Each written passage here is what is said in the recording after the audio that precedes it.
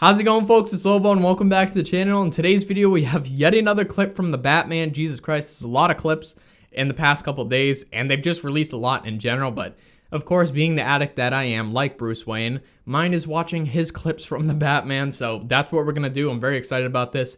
I will have to note that there is a controversy with this clip that I'm going to get into after I watch it.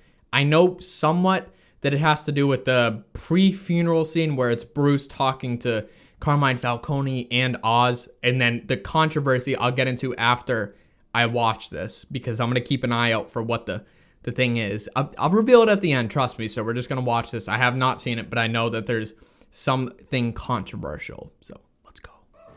Some event, huh? Brought out the one guy in the city more reclusive than me. Thought you'd never leave the shoreline. Aren't you afraid someone will take a shot at you? Why? Because your father ain't around. Oz, you know Bruce Wayne? Wow, is that right? His father saved my life.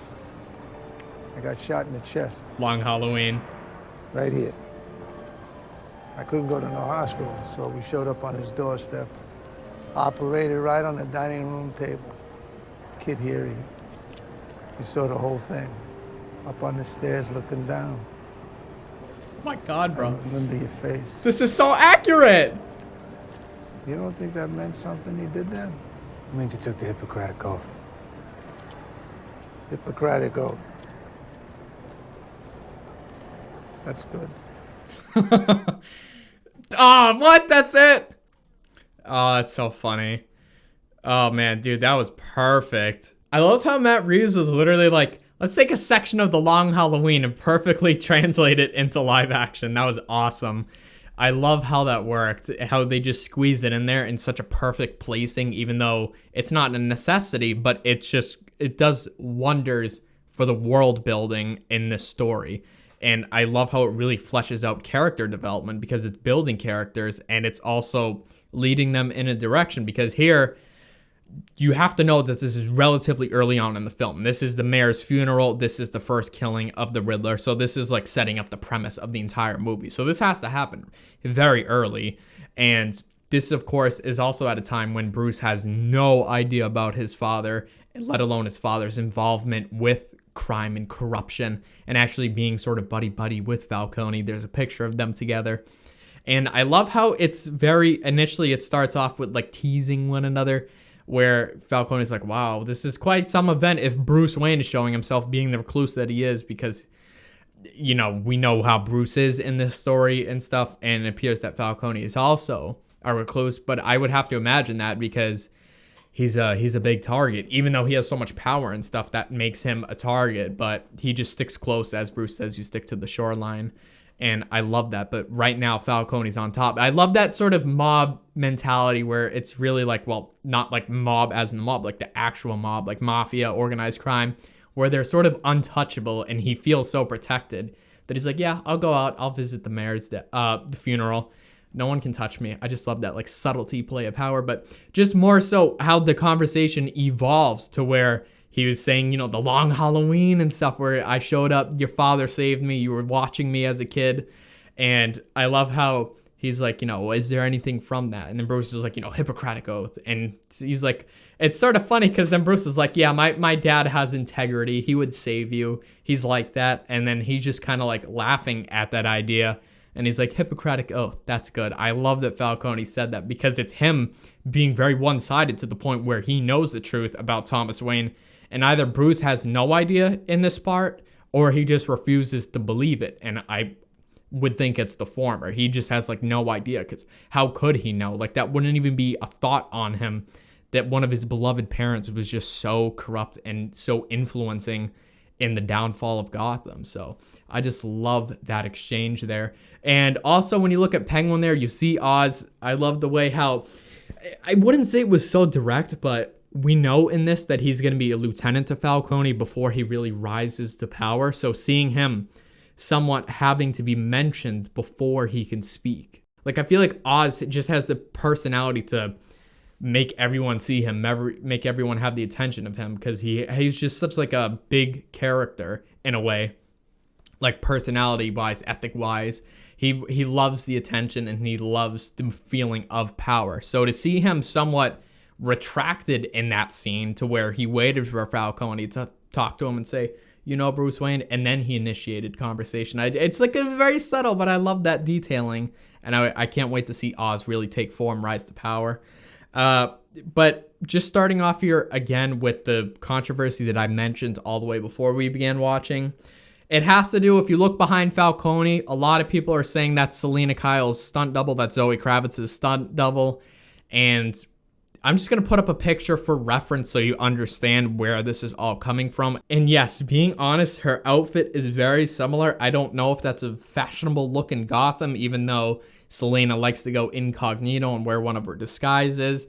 This is a very sort of flashy, classy kind of look, and I feel like it's not going to be that common. So the fact that this other woman has that on too, I feel like it's either so coincidental or it's not, because people are believing either it's the stunt double and they messed up that scene because Zoe's supposed to be there, but then other people are saying that's actually Carmine Falcone's sister, who is Carla Vitti. So I'm like, okay, it's either something terrible to the point where they messed up by putting the double in, which I feel like that would not happen. This ain't gonna be like the Game of Thrones blunder with Starbucks coffee cup that somehow got in there.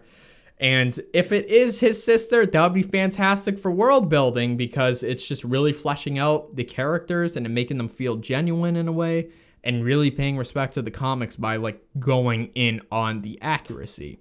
And if that's really her, it would be awesome if we could get Johnny in here, because I absolutely love the way Falcone says his name in Batman Year One, that big Italian accent. I love the way he says Johnny. And Johnny's also a unit, so I think he could be like a cool bodyguard and sort of hitman for their family.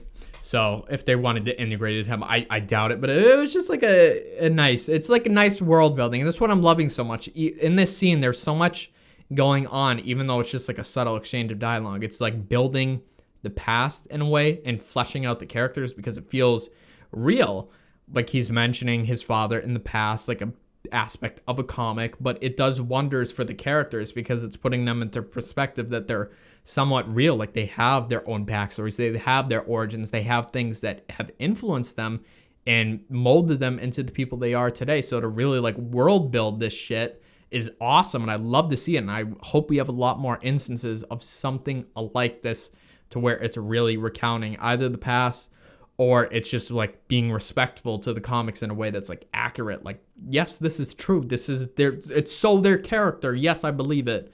So I'm just absolutely in love with everything they're doing in this. And I've always loved Falcone's character, and I've always kind of wanted like a mini series, not comic, but live action or just animated, to really flesh out Batman's like early years. If we could just tackle like the crime families, I think that would be so cool.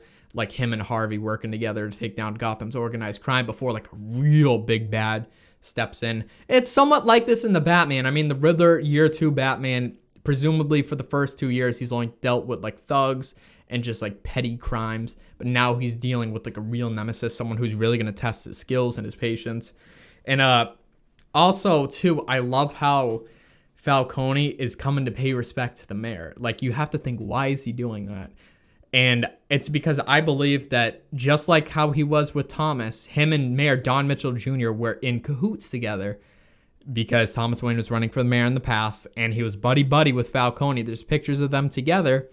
And the mayor, if you look on the wall in the first teaser trailer, it says the Maroney drug bust. So it looks like Falcone took down his biggest competitor in a way through helping the mayor. They directly thrive as a result. And because of the corruption, he died by the Riddler. The Riddler's targeting Gotham's elite. Gotham's corrupt.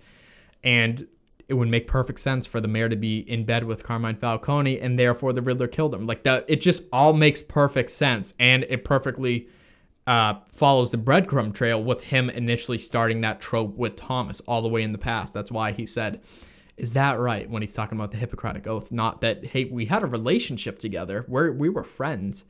It's just, it's so perfect. Very much like Telltale. But besides that, I'd love to know what you guys think. This was an awesome clip, and we are 6 days away, or at least I am, because I'm seeing this on March 1st. But even if you're not, if you're seeing it on March 4th, 5th, or 6th, the wait is almost over. The day is almost upon us. So Hope you guys got your tickets and hope you're excited because it's like, it's so damn close. I can't believe it. It's so funny because I remember when I was watching YouTube videos when they had like a leaked video of some of the goons with like the black and white face paint, like the Skull Gang, and they were beating up some guy. Like it was taking place in a park. It wasn't the train sequence. It was taking place in a park. And then everyone is just like, oh, maybe they'll do a screen test for his costume, for the Batman's costume, like the first screen test with Robert Pattinson. And everyone's like, no, that ain't happening for a while. And even one of the YouTubers I watched said that too. And the same day, they dropped the screen test. And I was like, holy shit, look at the Batsuit.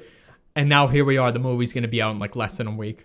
Time flies, man. It really does. It's unbelievable. But anyway, hope you guys enjoyed. And until then, I will catch you folks in my next video.